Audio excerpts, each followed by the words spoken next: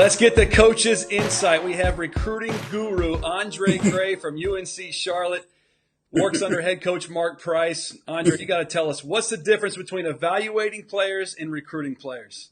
I think it's a big difference between the two. I think both are very important in recruiting. Evaluation, I think, is when you go into the gym, you decide the guy's good enough to play at your level or at your school in your program.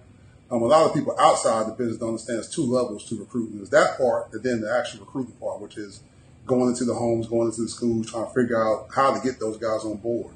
A lot of people, I think, especially outside of the realm of the guys in the trenches, don't really appreciate the actually going into the recruiting. You talk to a lot of young guys and say, hey, I could go in the gym and get this 500 guy, yada, yada, yada. Don't understand that there's a lot that goes into actually getting that guy on board. You've been around a long time. I mean, you've coached at all three NCAA levels. You've won multiple championships. You're certainly respected as a high-level recruiter. So tell me, how has recruiting changed over the course of the last 15, 20 years? I think the biggest piece is the social media piece.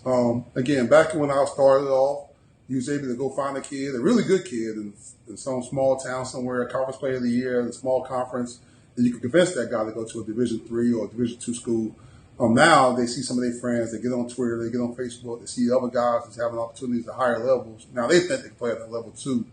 I think the social media piece has changed it tremendously. Everybody knows what's going on with everybody.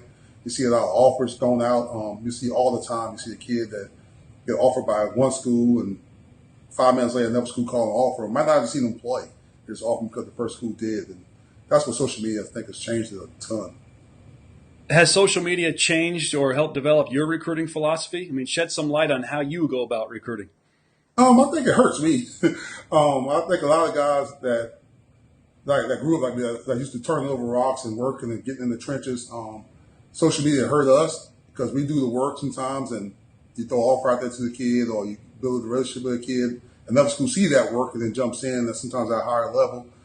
Back when I started off, it was easy to sneaker kid. You could get a good kid, get a relationship with a kid, and get them done before other people found out about them. But now, if you're pretty good, people are going to find out about you one way or the other. Somebody's out there pumping it.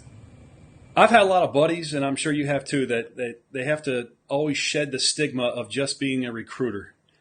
Have you felt like that stigma has been placed on you or some of your other buddies out there? Yeah, I really believe it's something that's on me. It's a good thing and a bad thing, a blessing and a curse. It's a blessing that has kept me in this business for 18 years. It's how I get jobs sometimes, and so I can't really knock it. But the other side of it, you want to be looked at as something larger than a recruiter.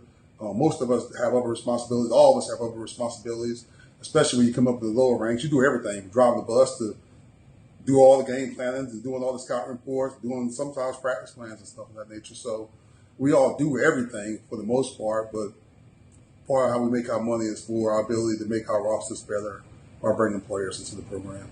Yeah, it's a tough situation because you want to get the reputation of being a great recruiter, but at the same time, you want respect in other areas. And I think people that have known you over the years, they know you work with post players. They know you have a lot of responsibilities in game, in practice, in the office and whatnot. So what do you have to do to break that label of being just a recruiter?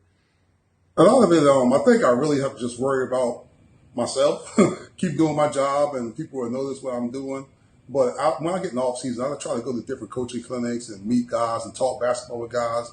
We do a round table in Atlanta with some guys that we just to break ideas, share ideas about basketball, about coaching, about X's and O's, about last second plays. And the more we talk about that and the more guys see me doing that, I think the more the stigma will change for me. Because eventually you want administrators to see the difference. So everybody wants their own program one day. Well, it's not going to be very long. You're going to have your own program. I think there's no question about that. Any final piece of advice for guys out there trying to develop themselves as a tremendous recruiter? Everybody, just like players, you got to know who you are. Again, some advice I got early on was try to find a niche and stick to that niche first and then branch out. And my niche just happened to be I have a pretty good rapport with young people and able to recruit guys and families and parents. They usually trust me. And that's how I built my niche, built my brand. And so build your brand. Be who you are. Don't try to be somebody else. And good things are going to happen for you. Appreciate you, my man. Thanks for coming on. Thank you, Rich. Nice shirt, by the way. Andre, Take care.